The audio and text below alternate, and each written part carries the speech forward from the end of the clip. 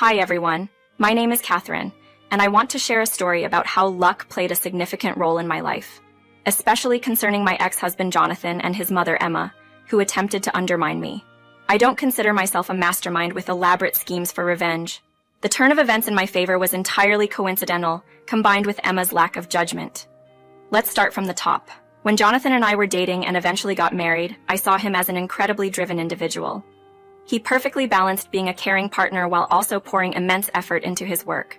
During our time together, Jonathan made sure I felt loved and supported in every possible way. He was in the process of growing his business, aiming for great success, and I was fully supportive, admiring his dedication. My interest was never in his wealth. However, Emma, his mother, was convinced from the start that I was only after his financial gains. Emma would often confront me, claiming she knew my true intentions were focused on Jonathan's wealth. But the reality was, when Jonathan and I began our relationship, he was far from being wealthy.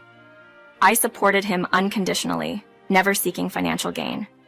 Emma, on the other hand, believed she had educated Jonathan to prioritize financial success above all else, including relationships.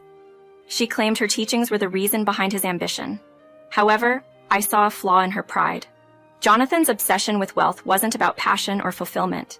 It was purely about accumulating riches, a mentality deeply ingrained by Emma. Despite Emma's insistence that Jonathan would choose money over our relationship, I hoped for a different outcome. Unfortunately, my marriage to Jonathan proved Emma's point. After we got married, Jonathan changed drastically. He became distant, pouring all his energy into his work, leaving no room for affection or warmth in our relationship. This shift in his behavior was disheartening, and I found myself clinging to the hope that the situation would improve. In this story, you'll see how unexpected circumstances and sheer luck led me through a challenging chapter of my life, facing deception from those I once trusted. It's a tale of resilience, the unpredictability of fate, and the realization that sometimes we find strength and vindication in the most unexpected ways. Jonathan was under a lot of pressure due to his personal aspirations for his business, and at first, I tried to be understanding. However, after 3 years with no change, I realized we couldn't continue this way. I approached Jonathan, expressing how our marriage felt more like a contract than a relationship. I told him, "Jonathan, we've lost our connection. You've stopped showing me any affection, and our dates have become a thing of the past. I feel neglected." Jonathan's response was dismissive. "Why should I take you out? Dates are just unnecessary expenses. I'm not working this hard for you to live like royalty. We're married. Those romantic gestures are no longer required." I tried to explain that it wasn't about the money, but about spending quality time together. Jonathan, however, couldn't see past the financial aspect, asking sarcastically if taking time off would somehow increase his bank balance. I felt deeply hurt, not just by Jonathan's indifference, but also by the realization that he valued money over our relationship. This mentality, I believe, was heavily influenced by his mother, Emma. She continued to encourage Jonathan to prioritize work and money above everything else, including our marriage. Eventually, the lack of affection and the loneliness became unbearable, leading me to file for divorce. Jonathan resisted, but it seemed his main concern was the financial implications, particularly the alimony payments. Given the significant difference in our incomes, the court decided in my favor. Emma's reaction to the divorce proceedings was vitriolic. She accused me of marrying Jonathan for his wealth, calling me a gold digger and blaming me for his suffering. Despite her accusations, I stood my ground, reaffirming that my decision to leave was due to Jonathan's neglect and obsession with money, a trait that Emma herself had nurtured in him. In our final conversations, Emma remained unyielding, insisting that money should be Jonathan's only concern, and derogatorily referring to me as a gold digger. These exchanges only confirmed my decision to leave, as it became clear that both Jonathan and Emma valued wealth over love, connection, and the basic elements of a meaningful relationship. Emma made it clear she was determined to support her son through the aftermath of our divorce, expressing hope that the court wouldn't grant me any financial support. Despite her resolve, I noticed that Jonathan had become increasingly distant from her since I moved out. In his newfound solitude, Jonathan seemed to focus more on protecting his wealth, gradually excluding anyone who might have a claim to his assets. This behavior raised red flags for me, suggesting that he might be struggling with deeper issues that warranted professional help. His actions grew increasingly erratic, with his mother being the sole constant in his life, up until a peculiar incident occurred shortly after our divorce. One morning, as I was preparing for work, I was caught off guard by an unexpected visitor, Emma, my ex-mother-in-law. Her presence was a surprise, not just because she lived out of town, but because she had remained mostly absent during the divorce, except to spur on Jonathan. Her anger over the court's decision to award me a significant portion of Jonathan's wealth and alimony was evident, making her visit even more baffling. Without invitation, Emma barged into my home, insisting on a conversation. I decided to play the host and went to prepare some coffee. However, upon returning, I caught her rummaging through my bag. She didn't notice my return, and before I could confront her about her actions, she pretended nothing happened. As we sat down, I questioned the purpose of her visit, knowing full well it had to be significant for her to seek me out, especially given her previous hostility. Emma's response was cutting. She mocked my social desirability and usefulness, making it clear she held me in contempt. Yet, her presence in my home suggested an underlying urgency, or perhaps an emergency. Emma's real intent, it turned out, was to belittle me further, accusing me of ruining her son's life and labeling me as worthless. This confrontation highlighted the toxic dynamics that had plagued my relationship with Jonathan and his mother, underscoring the profound misunderstandings and misplaced values that led to our divorce. Despite the unpleasantness, this incident only reaffirmed my decision to leave a situation where wealth and material concerns were prioritized over human connection and emotional well-being. Emma's visit culminated in a barrage of accusations and threats, labeling me as the cause of Jonathan's financial woes post-divorce. She insisted that my motives were always centered on his wealth, a claim that couldn't be further from the truth. My decision to divorce Jonathan was due to his emotional absence, not financial gain. The court's decision on the divorce settlement was based on legal standards, not my desires. Despite her belief that I had somehow manipulated the outcome to bleed her son dry, the truth was that the court acted on its discretion, not mine. Emma's tirade was both bewildering and exasperating. Her decision to confront me personally, after a lengthy drive, just to unleash a stream of insults and threats, seemed like an extreme measure for someone who believed they were on the side of righteousness. Her departure left me in a state of shock, reflecting on the absurdity of the situation. The real intrigue began the next day, when, recalling Emma's furtive rummaging through my bag, I decided to check my belongings. To my dismay, my credit card was missing. Despite a thorough search, the card remained unaccounted for, leading me to suspect Emma had taken it. Without concrete proof, such as video evidence, I was in a precarious position. However, the opportunity to uncover the truth presented itself unexpectedly 3 weeks later when Jonathan contacted me, infuriated over charges made on his credit card amounting to $210,000. Confused, I assured him of my innocence, having ceased using the card well before our divorce. Jonathan's accusations were unfounded. He claimed the card had been used for lavish spending at a resort, an activity so far removed from my current lifestyle, it bordered on the absurd. His conviction that I was responsible, despite my protests and the lack of logic in his claim, hinted at a deeper misunderstanding or manipulation at play. This situation not only highlighted the ongoing mistrust and animosity between us, but also hinted at a potentially deliberate act of sabotage. If Emma had indeed taken my credit card during her visit, this could be her way of framing me, an act of revenge that would not only strain any residual cordiality between Jonathan and me, but also potentially involve legal repercussions. The unraveling of this mystery required careful handling and undeniable proof of my innocence. When Jonathan called me, perplexed and angry over a staggering $210,000 charge on his credit card, he was convinced I was behind it. He detailed transactions that pointed to a lavish vacation in the U.S. Virgin Islands, activities and luxuries far beyond what I would consider. Despite his accusations, I knew I wasn't responsible. I was getting ready for work, far from the tropical paradise of the U.S. Virgin Islands.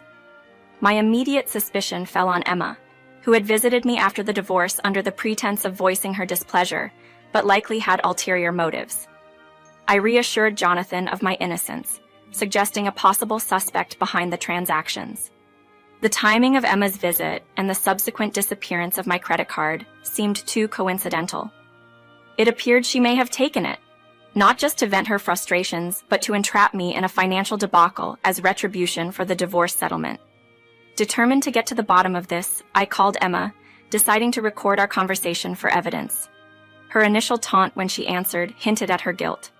She didn't just admit to taking my credit card, she gloated about using it to fund a luxurious vacation to the U.S. Virgin Islands.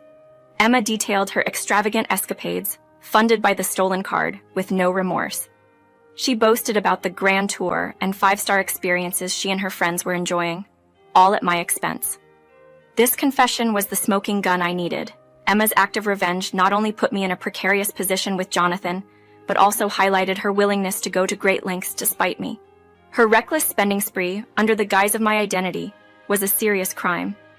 Armed with this confession, I now had the evidence required to take legal action, not only to rectify the financial damages, but also to hold Emma accountable for her vindictive and unlawful behavior. Emma's gleeful admission to spending $210,000 using my credit card was shocking. She justified her actions as a form of revenge, claiming it was payback for the divorce settlement I received from her son. Her tone, mixed with a hint of laughter, suggested she saw her extravagant spree as a righteous balancing of the scales. Her confession, however, was more than just an admission of guilt. It was a clear indication of her complete disregard for legal and moral boundaries. Emma seemed oblivious to the gravity of her actions, not only in terms of the financial theft, but also in the personal betrayal and the potential legal repercussions. She bragged about continuing her spending frenzy, convinced that her physical distance from me made her untouchable. Yet, as she ranted about her plan, I couldn't help but laugh at the irony of her situation. This seemed to puzzle and irritate Emma. She couldn't understand my lack of concern over her spending my money. My response that she could keep and use the card as much as she liked only added to her confusion.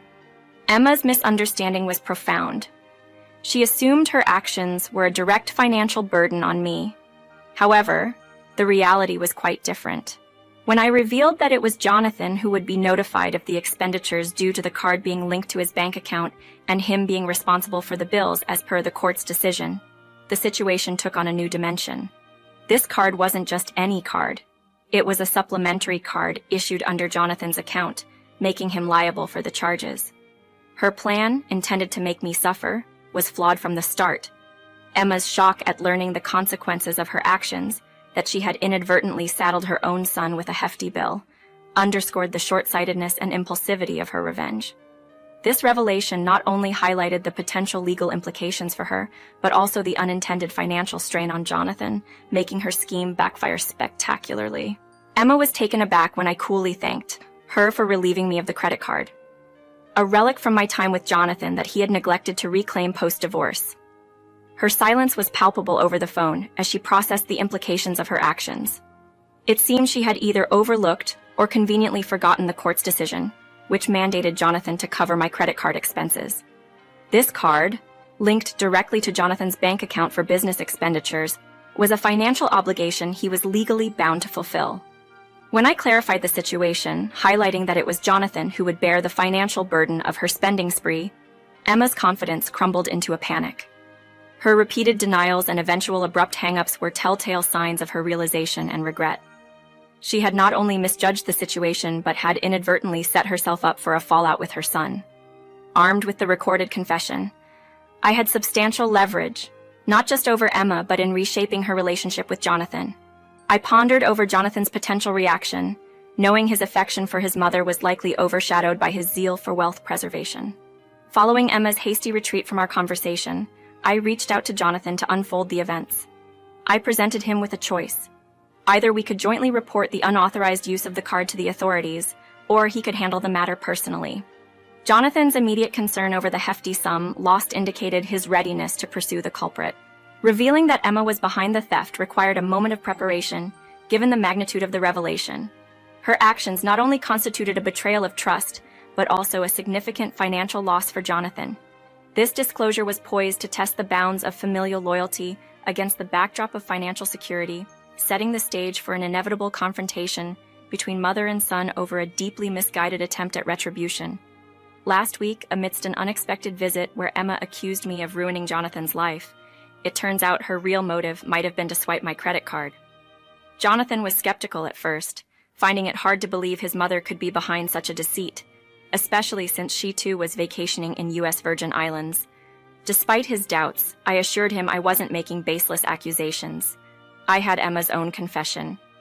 I explained to Jonathan that Emma had admitted to taking the card, thinking she was retaliating against the divorce settlement I received. She aimed to balance the scales by spending what she presumed was my money. Skeptically, Jonathan requested evidence, so I sent him the recording of Emma's admission. The revelation left Jonathan stunned and furious, prompting a call back to me. Confirming the evidence was sufficient, he expressed disbelief at his mother's actions and resolved not to cover the expenses himself. He even mentioned the possibility of legal action against Emma, a move that surprised me given his usual prioritization of financial matters over familial relationships.